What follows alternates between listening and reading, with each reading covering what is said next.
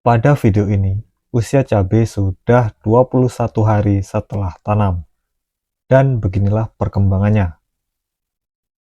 Tanam cabai 1 hektar hanya menggunakan pupuk kandang saja tanpa pupuk lainnya. Dan modal yang sudah saya keluarkan adalah seperti ini.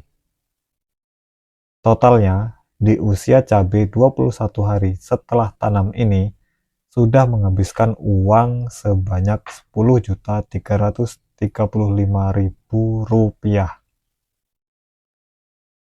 Jadi pada video kali ini banyak sekali hal yang terjadi, mulai dari serangan keriting daun, ulat daun, mengatasi gulma yang tumbuh cepat dengan lahan seluas 1 hektar, dan serangan virus Gemini atau bule.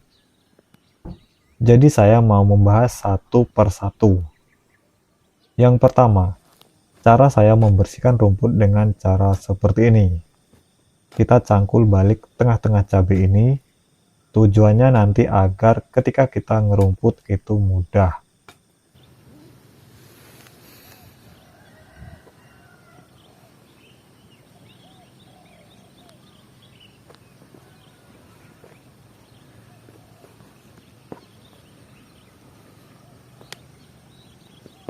Kalau udah dicangkul balik, lalu baru ditajak seperti ini. Menurut saya, cara yang saya pakai ini lebih cepat dibandingkan dengan ngerumput dengan tajak pada umumnya tanpa tanahnya dibalik terlebih dahulu.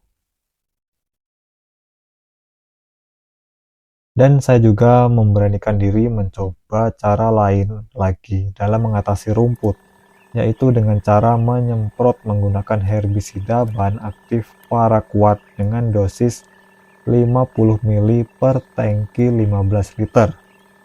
Dengan cara seperti ini.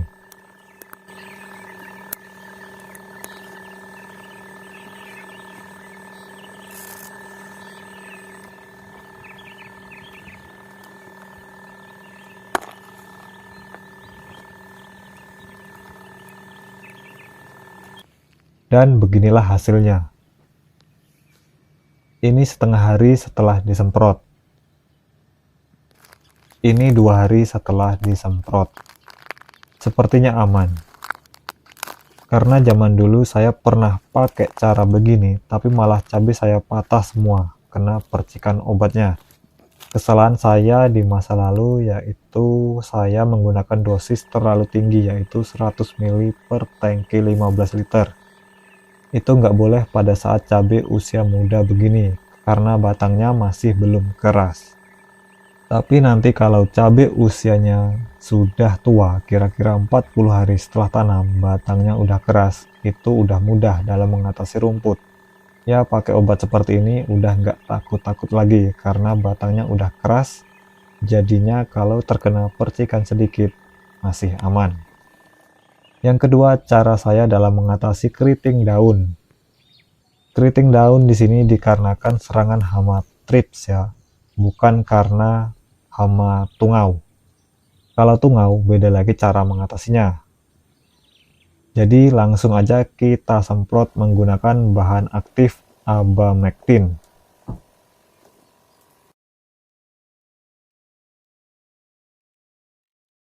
Setelah disemprot, ya beginilah hasilnya. Tidak ada perubahan. Ada yang pulih, banyak juga yang nggak pulih. Mau pakai obat lain? Nggak usah. Kalau di tempat saya, tripsnya udah resisten atau kebal. Tahun yang lalu-lalu, saya sudah pernah mencoba pakai obat apa saja, tetap gak mati tripsnya. Jadi malah buang-buang duit saja.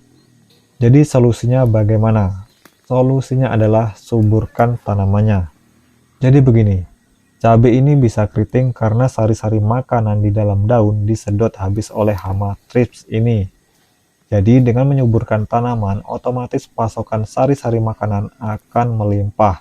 Dan ketika thrips ini menyedot, sari-sari makanan masih tetap ada, gak sampai habis. Dan itulah yang membuat cabai kita nggak keriting.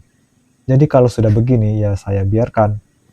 Saya percaya pupuk kandang yang sudah saya berikan udah cukup untuk membuat pasokan sari-sari makanan bagi tanaman ini. Jadi biarkan aja, nanti juga pulih sendiri. Tapi dengan catatan, beda tempat, beda pula tingkat resistensi hamanya. Mungkin di tempat Bapak Ibu, tripsnya masih bisa diatasi pakai abamectin atau obat-obat lainnya. Kalau di tempat saya, sudah gak bisa. Boleh saja kok dicoba.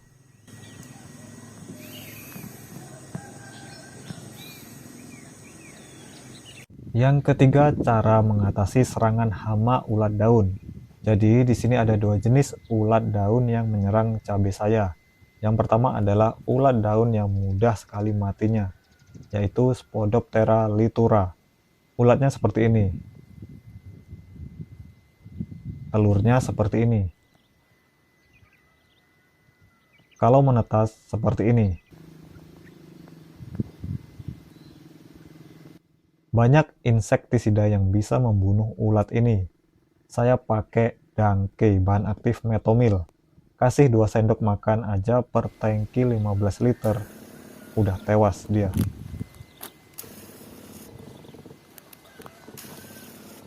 Yang berikutnya ulat daun yang susah sekali matinya, yaitu Spodoptera exigua.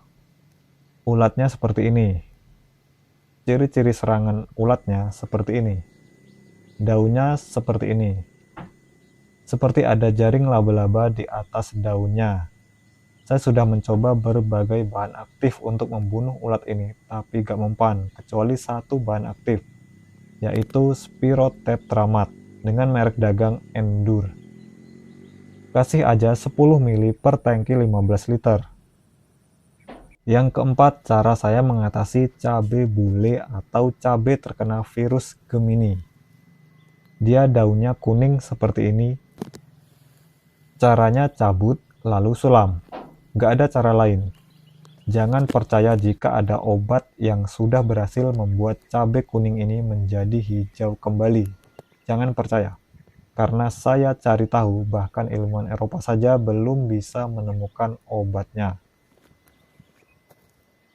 Dengan catatan cabut lalu sulam, ini bisa dilakukan jika cabai yang terkena bule ini sedikit, gak banyak.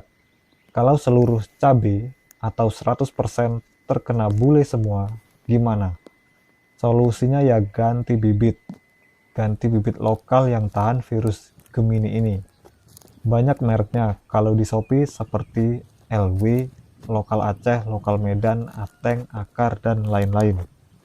Cukup sekian video kali ini, semoga bermanfaat. Jangan lupa like dan subscribe. Terima kasih.